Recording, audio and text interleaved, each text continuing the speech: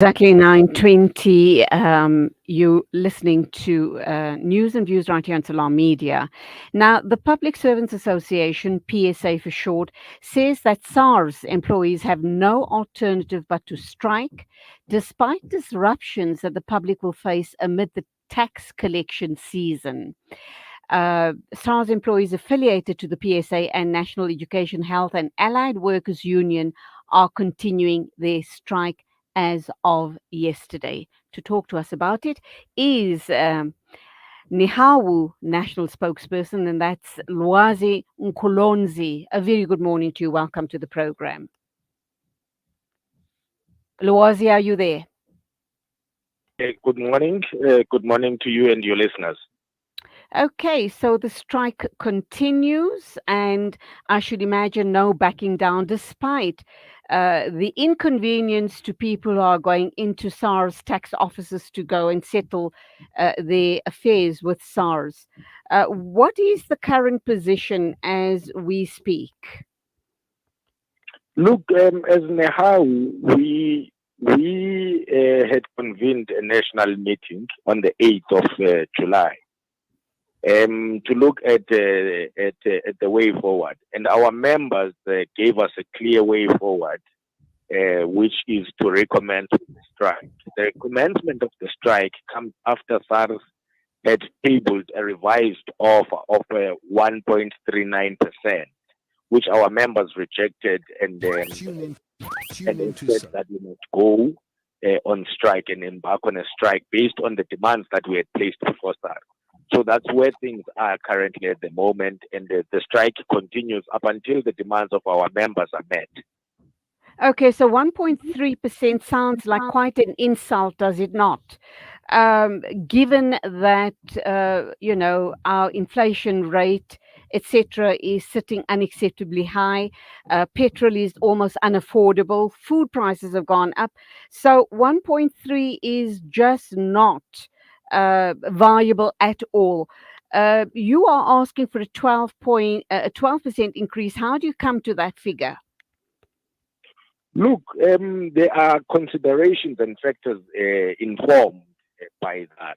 One of them, firstly, is that SARS had reneged on implementing the last leg of the signed wage agreement, which was meant to be implemented in the last financial year.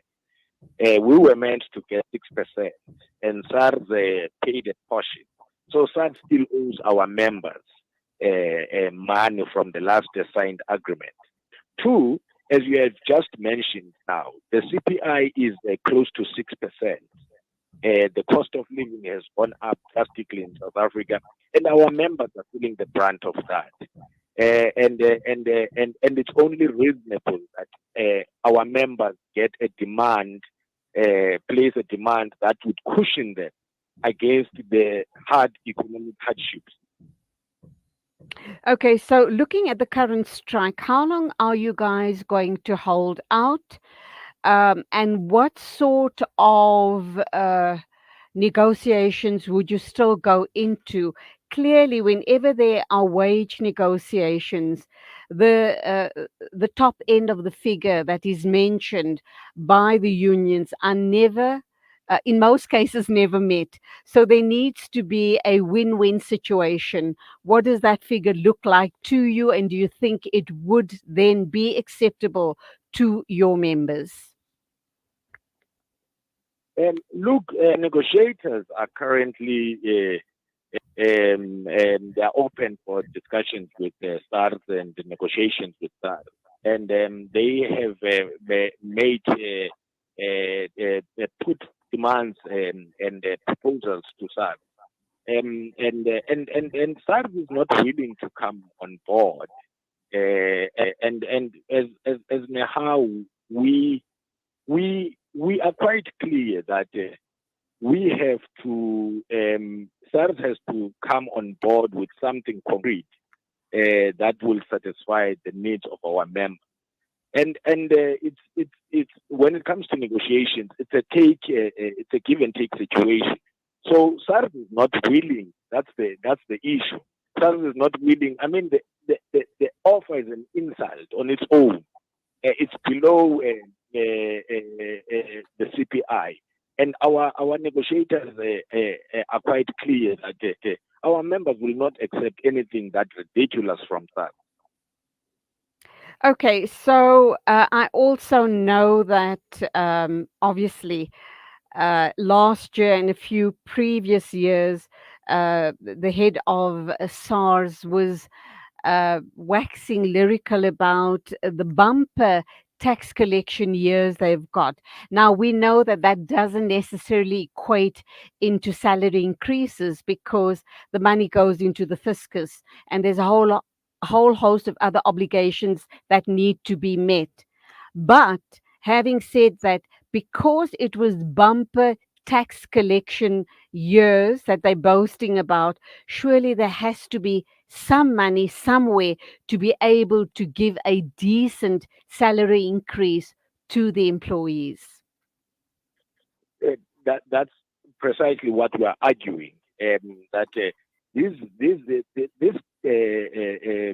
profits that have been made by SARS came as a result of the hard work contributed by our members, and they've done a sterling job to make sure that SARS makes that revenue collection, which is in one point over a trillion rand.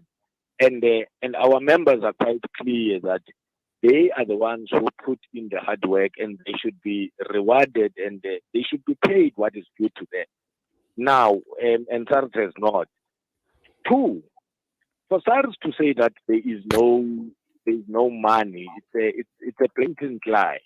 If you were to recap, the National Minister of Finance had announced in his budget vote speech that he would be allocating SARS over 3 billion. That on its own shows you that there is a money that has been allocated to SARS for the operation of SARS, which entail, amongst others, paying workers their salary. So there is money that is there and available. It's just that SARS is not willing to do what is right and pay their workers a decent salary increase. Okay, so Lwazi, my final questions to you would be that what do you believe the negotiators on the part of Nehawu would settle for? This seems to be this game that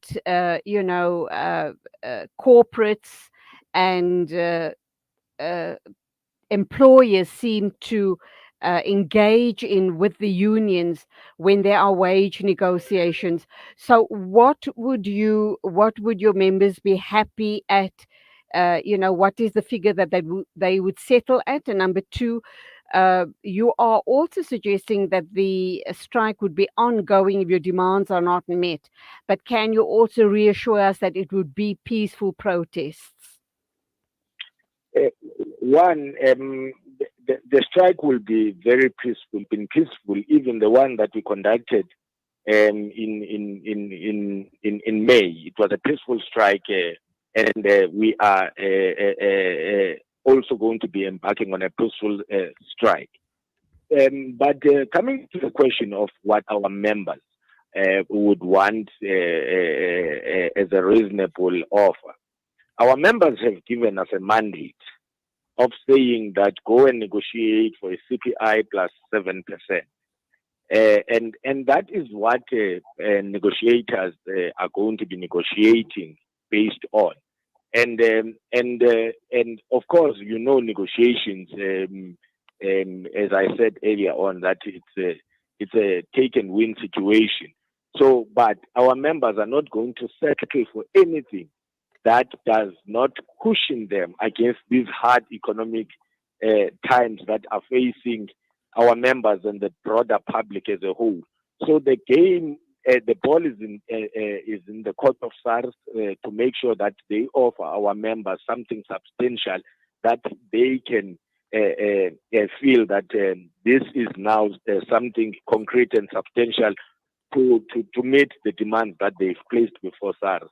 And it's not just only about the salary, it's all the demands that we have placed before SARS as well, to take into consideration the issue of medical aid and housing allowance, the issue of leave days, token of appreciation, all of those things. Those are the negotiations that will happen. And once our members feel that, okay, SARS is close to what we are demanding, then they will settle. But at the current moment, SARS is not even coming close to any of the demands that we have placed at the table before them. Okay, Lwazi, that's where we will leave it, but we will be watching this space very, very closely. Good luck to you and your members. We do hope that an amicable negotiation happens and a settlement that follows through. Thank you for your time, Lwazi Nkolonzi, Nihau National Spokesperson. Coming up, we're going to be talking to Tembisa Fakude regarding the tavern shootings and the response from the Qatari government. The time now is 9:31 exactly. Stay with us on News and Views right here at Salam Media.